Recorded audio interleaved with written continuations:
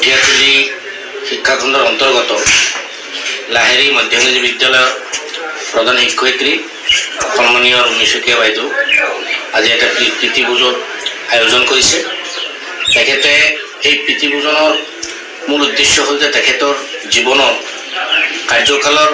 অন্তিম বেলা বুলি ক'ব পাৰি। 31 ডিচেম্বৰত তেখেত ৰিটায়াৰ হ'ব। অতি দুখ আৰু পৰিতাপৰ বিষয়, মই নগাঁও জিলাৰ টিউটৰ সন্থাৰ হৈ তেখেতক শ্ৰদ্ধা জনাইছোঁ। আৰু তেখেতে বিগত 33টা বছৰ আমাৰ মাজত থাকি যিখিনি মৰম স্নেহ আমাৰ লগত তেখেতে দেখুৱাইছে তাৰ প্ৰতি আমি সদায় কৃতজ্ঞ হৈ থাকিম। আৰু ছাত্ৰ ছাত্ৰীসকলক বিনা স্বাৰ্থত অৰ্থাৎ 1 পইচা নোপোৱাকৈ গোটেই জীৱনটো তেখেতে জীৱনৰ মূল্যৱান সময়খিনি তেখেতে ব্যয় কৰিছে। 5 ফেব্ৰুৱাৰী 2021 তাৰিখে চৰকাৰে আমাক টিচাৰৰ সলনি টিউটৰহে কৰিলে। যোগ্যতা আমাৰ প্ৰতিজন শিক্ষকেই যোগ্যতাশীল শিক্ষক। আমি আজি 30-35 বছৰ আগতে গ্ৰেজুৱেট পাছ, সকলোৱে গ্ৰেজুৱেট টিচাৰ, DLED থকা শিক্ষক। তাৰ পাছতো চৰকাৰে আমাক ষড়যন্ত্ৰমূলকভাৱে আমাক টিউটৰ সজাই জীৱনটো সামাজিক আৰু আৰ্থিকভাৱে একেবাৰে নিষ্ক্ৰিয় কৰি পেলাইছে। গতিকে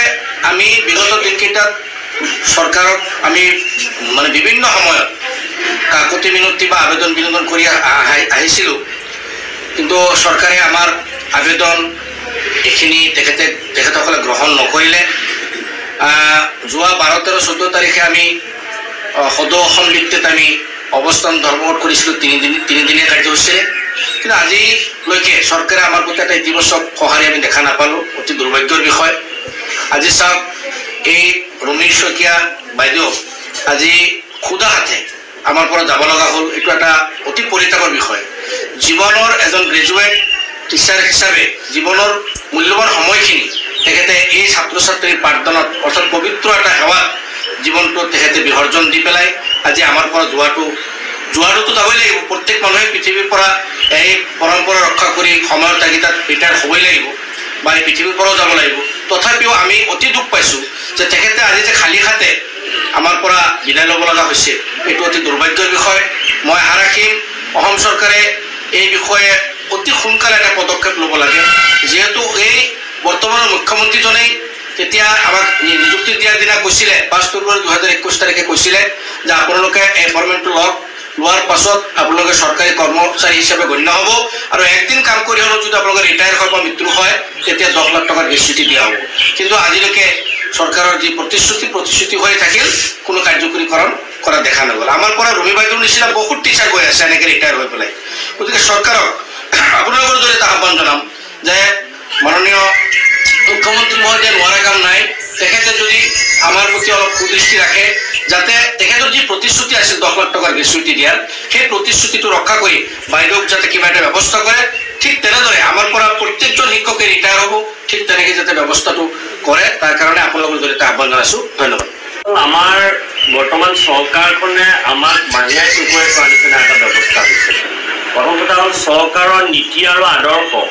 যি ধৰণে তেখেতসকলে আইনখন বনাইছে, সেই আইনখনে ফল' কৰা নাই। আৰু আইনখন বনোৱা সময়তে আমি প্ৰতিবাদৰ এটা সুৰ আমি জাগ্ৰত কৰিব বিচাৰিছিলোঁ, কিন্তু সেই সময়ত আমাৰ ডিপাৰ্টমেণ্টৰ মানুহে কৈছিল যে আপোনালোকে এনেকুৱা এটা পৰিৱেশৰ হুলস্থুল কৰিব নালাগে, আৰু এতিয়া দিছে আপোনালোকে লওক। সেই একেটা কথাই সেই সময়ৰ শিক্ষামন্ত্ৰী বৰ্তমানৰ মুখ্যমন্ত্ৰী মহোদয়ে আমাক কৈছিল যে আপোনালোকে এটা টেকৰ ভিতৰত সোমাই লওক। এই টেকৰ ভিতৰত সোমাই লোৱাৰ পিছত 3 মাহৰ পিছত আপোনালোকৰ গোটেই ব্যৱস্থাটো আমি কৰি এটা সম্পূৰ্ণ শিক্ষকৰ মৰ্যাদা প্ৰদান কৰিম। এই এটা ভুৱা প্ৰতিশ্ৰুতি তেখেতে আমাক দিলে, যাৰ কাৰণে আজি তাৰিখলৈকে আমি প্ৰতিবাদেই কৰি আছোঁ। আমি বিগত 12-13-14 কণ্টিনিউ কৰাই নহয়, ইয়াৰ আগতো আমি বহুত প্ৰতিবাদ কৰিছোঁ, কিন্তু চৰকাৰৰ পৰা কোনো ধৰণৰ সুযোগটো আমি পোৱা নাই। আৰু বৰ্তমানৰ যিজন শিক্ষামন্ত্ৰী আছে, সেই শিক্ষামন্ত্ৰীজনৰ বক্তব্যবিলাক চব ভেঙুচালিমূলক বক্তব্য। তেখেতে কেৱল কয় যে আপোনালোকে এই 10,000 টকাত কেলৈ চাকৰি কৰি আছে, এই 10,000 টকাৰ চাকৰি কৰা আপোনালোকৰ কি কাম আছে মই হোৱাকে চাকৰি নকৰিলোহেঁতেন অৰ্থাৎ যিজন শিক্ষামন্ত্ৰী বৰ্তমান আছে সেইজন শিক্ষামন্ত্ৰীও কিন্তু আমাৰ দৰে এখন ভেঞ্চাৰ স্কুলৰ শিক্ষক আছিল গতিকে শিক্ষকৰ ছাত্ৰ আছিল গতিকে সেই ভেঞ্চাৰ স্কুলত পঢ়ি অহা ছাত্ৰজন আজি বৰ্তমান শিক্ষামন্ত্ৰী হৈছে অৰ্থাৎ তেখেতে ভেঞ্চাৰ স্কুলৰ দুৰ্দশাৰ কথা একো বুজি নাপায় গতিকে তেনেকুৱা অকমান্য অপদাৰ্থ শিক্ষামন্ত্ৰী এজনৰ কথা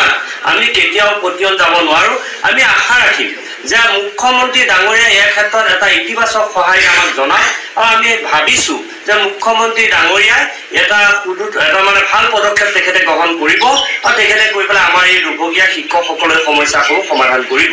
আৰু ইয়াৰ আৰু এটা কথা আমি এতিয়া কৈছো আজি আমি এই অনুষ্ঠানত আপোনালোকে দেখিছে আমি ৰুমি বাইদেউ এটা লাহি বৈদ্য ইংৰাজী বিদ্যালয়ৰ প্ৰধান শিক্ষক এগৰাকীক আমি ইয়াত বিদায় সম্ভাষণৰ আমি সভা এখনলৈ আহিছো যিখন সভাত তেখেতক আমি দিব পৰা আমাৰ একো কেপাচিটি নাই অৰ্থাৎ চৰকাৰে তেখেতক একো নিদিলে অৰ্থাৎ 33 বছৰ চাকৰি কৰি তেখেতে বিনা হাতে বিনা বেতনে তেখেতে ইয়াৰ পৰা গুচি যাব লাগিব বিনা বেতন বুলি মই এইটো কাৰণে কৈছো আজি তাৰিখত যিটো মজুৰি প্ৰদান কৰিছে সেই আমাৰ 10,800 টকা যিটো মজুৰি দিছে সেই মজুৰিটো আপোনাৰ আজি তাৰিখত এজন মানে কাম কৰা মানুহৰ মজুৰিতকৈ কম গতিকে আমাক ইমান কম মূল্য দি পেলাই আমাক এই ব্যৱস্থাটো কৰিছে গতিকে আমি চৰকাৰক অনুৰোধ জনাম আমাৰ এখেতক আৰু কিবা পইচা দিব পৰা চৰকাৰ কেপাচিটি বা কিবা আছে বুলি মই নাভাবো কিন্তু তথাপিও সেই সময়ৰ শিক্ষামন্ত্ৰী বৰ্তমানৰ মুখ্যমন্ত্ৰী ডাঙৰীয়া এপইণ্টমেণ্ট দিয়াৰ সময়ত যি প্ৰতিশ্ৰুতি দিছিলে যে এদিন চাকৰি কৰিলেও 10 লাখ টকাকৈ দিম গতিকে আমি আশা কৰিম আপোনালোকৰ জৰিয়তে মুখ্যমন্ত্ৰী ডাঙৰীয়াই এটা সুব্যৱস্থা কৰি এটা ভাল পদক্ষেপ লৈ ৰুমি বাইদেউৰ দৰে অসমত এই ৰিটায়াৰ হোৱা সকলো শিক্ষকে যাতে 10 লাখ টকাটো পায় তেখেতে তাৰ এটা সুব্যৱস্থা কৰিব লাগে 1991 চনত যেতিয়া প্ৰতিষ্ঠা হৈছিল তেতিয়াৰ পৰাই মই এই প্ৰতিষ্ঠিত প্ৰধান শিক্ষক হিচাপে মই নিযুক্তি পাইছিলোঁ আৰু এই কণ চাহ বাগিচা ল'ৰা ছোৱালীসকলক মই বিনা বেতনে পাঠদান কৰি আহিছোঁ এতিয়া মই এইটোৱে দুখ লাগে যে মই এই কণ ছাত্ৰ ছাত্ৰীসকলৰ চাহ বাগানৰ যিখিনি ছাত্ৰ ছাত্ৰী তেওঁলোকৰ কোনো উচ্চ শিক্ষা নাছিলে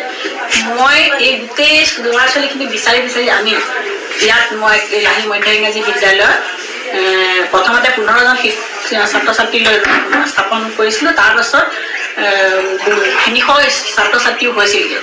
কিন্তু এই চাহ বাগানৰ ল'ৰা ছোৱালীক পঢ়াবৰ কাৰণে চৰকাৰে যিখিনি সুবিধা দিছে আমি আজিলৈকে একো সুবিধা নাপালোঁ কিয়নো আমি সদায় এই ভেঞ্চাৰ পৰ্যায়ৰ স্কুল বুলি আমি কোনো সহায় নাপাওঁ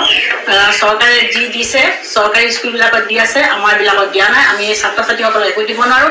সেইবাবে মই অতি দুখিত মই যিমান কষ্ট কৰিলোঁ মই যেন একো দিব নোৱাৰোঁ স্কুলখনত তথাপিও মই চেষ্টা কৰি থাকোঁ সদায় যে মই কেনেধৰণে এই ল'ৰা ছোৱালীখিনি আগবঢ়াই নিব পাৰোঁ মই সদায় চেষ্টা কৰিছোঁ চৰকাৰে যি আমাক এই 2021 চনত 5 ফেব্ৰুৱাৰীত আমাক যি দিলে টিউটৰ হিচাপে নিযুক্তি দিলে অতি দুখিত যে যি দিম বুলি কৈছিলে চৰকাৰে আমাক যিখিনি সহায় দিছিলে সেইখিনি নিদিলে আজি এই